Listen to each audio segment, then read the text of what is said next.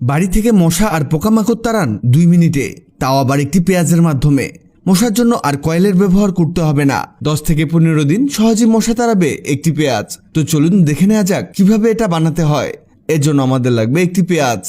এখানে আমাদের কাজ হবে এই পেঁয়াজের খোসাটাকে ভালোভাবে ছাড়ানো। দেখুন, আমরা পেঁয়াজের খোসাটিকে ছাড়িয়ে নিয়েছি। এখানে আমাদের কাজ হলো পেঁয়াজের উপরের অংশ এবং নিচের অংশ কেটে দেয়া। দেখুন, আমরা ছুরি দিয়ে এর নিচের অংশ এবং উপরের অংশ কেটে ফেলেছি। এবার পেঁয়াজের উপরের অংশে আমাদের একটা ছিদ্র করতে হবে। আপনি এই কাজটি ছুরির ঠিক উপরের অংশ দিয়ে করে নেবেন। এখানে সবচেয়ে ভালো হয় যদি আপনি বড় সাইজের পেঁয়াজ নেন, এতে এখানে বড় করে ছিদ্র করা যাবে। যত বেশি এখানে গ্যাপ থাকবে ততই ভালো। এটা যত বড় হবে আপনি ততই বেশি দিন এটা দিয়ে মশা তাড়াতে পারবেন। এরপরে লাগবে ন্যাপথালিন। আপনি বাজারে এটা খুব কম দামে পেয়ে যাবেন। এটাকে একটি টিস্যুতে মুড়িয়ে নিয়ে গুঁড়ো করতে হবে। এই দেখুন, আমাদের এটা একেবারে পাউডার হয়ে গেছে। এবার এই পাউডারটাকে আমাদের পেঁয়াজের মধ্যে ঢেলে দিতে হবে। এই দেখুন, এটা দেখা যাচ্ছে। এবার লাগবে সরিষার তেল। এখানে সবচেয়ে ভালো হয় আপনি যদি ঘানি ভাঙা তেলটা এখানে ব্যবহার করতে পারেন। তেল দেয়া হলে ছুরির আগা দিয়ে ভালো করে এটাকে মিশিয়ে নিব। আরেকটি জিনিস এতে অ্যাড করতে হবে, আর তা হলো লবঙ্গ। আমরা এতে 3টি লবঙ্গ অ্যাড করেছি। এটার কাজ শেষ হলে ছোট্ট একটা কাজ আছে, আর এই কাজে লাগবে নিমপাতা। এখানে আমরা গাছের কাঁচা নিমপাতা নিয়েছি।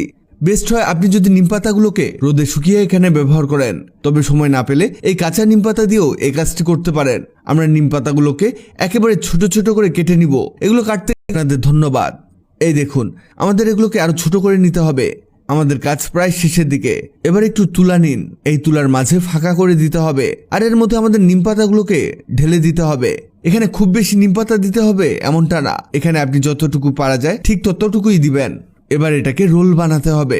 হাত দিয়ে অথবা আঙ্গুল দিয়ে এটাকে এভাবে মুড়িয়ে নিবেন।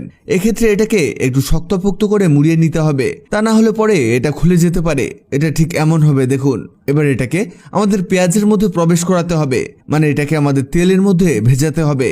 এখানে এভাবে চেপে চেপে নিচের তেলের মধ্যে তুলা ভিজিয়ে নিব। তবে একটা মিস্টেক হয়ে গেছে, আর তা হলো এখানে তুলা কম হয়ে গেছে। এখানে আরো কিছু তুলা অ্যাড করতে হবে। এই যে হয়ে গেছে, দেখুন এমন হবে। এবার এর মধ্যে হালকা কিছুটা সরিষার তেল দিয়ে দিতে হবে। দেখুন, আমরা যেভাবে করছি আপনি ঠিক সেভাবেই করবেন। ওকে, হয়ে গেছে, আমাদের এটা রেডি। এবার একটি লাইটার দিয়ে এতে আগুন দিতে হবে। আমাদের কাজ একেবারে কমপ্লিট। এটাকে প্রতিদিন 3 থেকে 4 মিনিট জ্বালালেই এনাফ।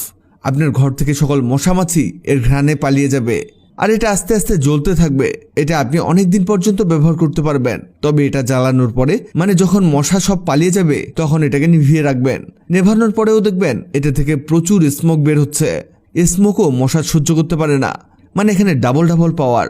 ভিডিওটি অনেকের কাজে আসতে পারে, তাই দ্রুত খুঁজে পেতে টাইমলাইনে শেয়ার দিয়ে রাখুন। আপনি পৃথিবীর কোন জায়গা থেকে ভিডিওটি দেখছেন কমেন্ট করুন, যাতে পরবর্তী ভিডিওতে আপনাকে ধন্যবাদ জানাতে পারি। ভিডিওটি ভালো লাগলে লাভ ইউ একদিন, খারাপ লাগলে হাহারি একদিন। এমন সব তথ্যবহুল ভিডিও পেতে